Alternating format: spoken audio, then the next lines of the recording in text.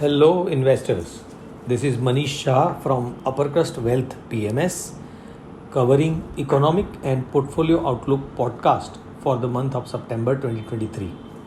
Hope you all are doing well.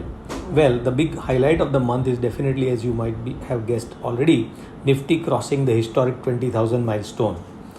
The benchmark index rose by more than 3% last month and currently hovering around the levels of 20,000. The recent market turnaround is attributed to the positive global cues, sustained fund inflows, and the success of G20 hosted by Bharat. The march in Nifty was supported by a broad-based move with the frontline stocks joining the party along with the mid and small cap stocks.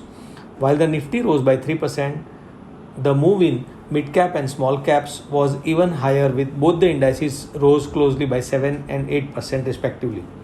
The strength in the markets were indicated by the fact that not a single sector was in the negative during the time period. Among the sector leading the rally was defense, railways, auto and IT. The rally in the defense and railway stocks is something which was extraordinary.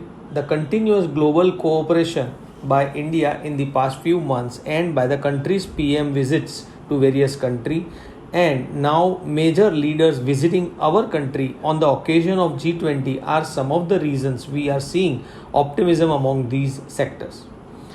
We advise investors to remain watchful now and take a cautious approach going forward as the markets reach a new high and there are early signs of euphoria in some scripts, especially in small and mid cap space.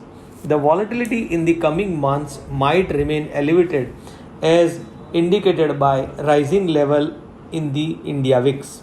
Staying in some quality names where valuations are justified by strong fundamentals would be the wise thing to do. Let's cover a macroeconomy outlook in brief. On the domestic macro front, the economic data continues to stay strong. India GDP grew by 7.8% in April to June quarter of current fiscal compared to the growth of 6.1% in previous year. The inflation level in August cooled down to 6.83 from the previous level of 7.44.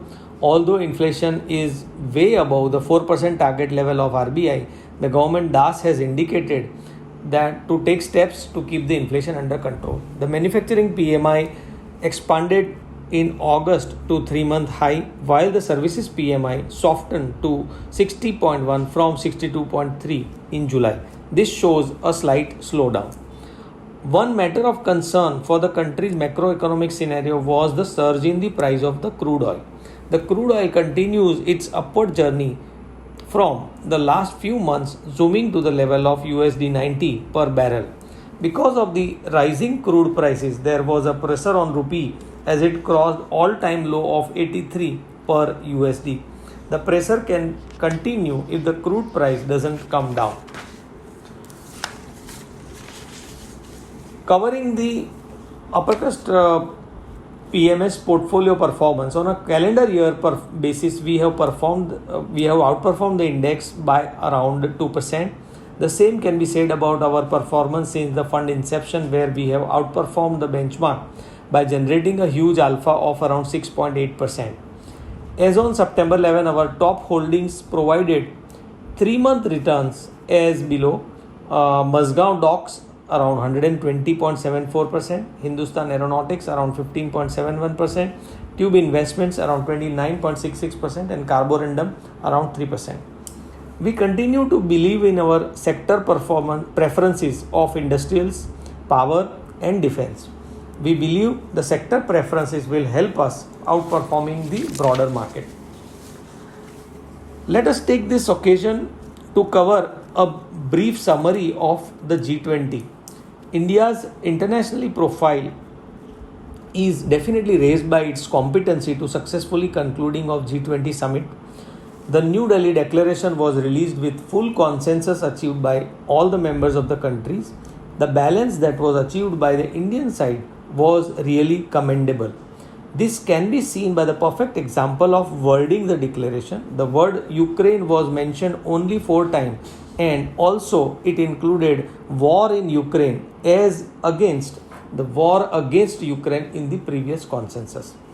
This was a very big feat and a diplomatic victory for India. Italy's possible exit from China's BRI, that is Belt and Road Initiative, being the prime example of this. India's success could definitely dent China's prominence. Along with reducing Chinese dominance, the summit also was about showing India's closeness to America. The words of Minister Piyush Goyal were, indeed, India's interest may be best served by acting not as a bridge between the West and the East, but between the West and the global South. One of the tangible outcomes of G20 was the announcement of India, Middle East and Europe Economic Corridor, which seems like a counter to China's Belt and Road Initiative. However, this is far from reality, but the initiation opens up an ample opportunity for India, including increasing free trade agreements with more countries.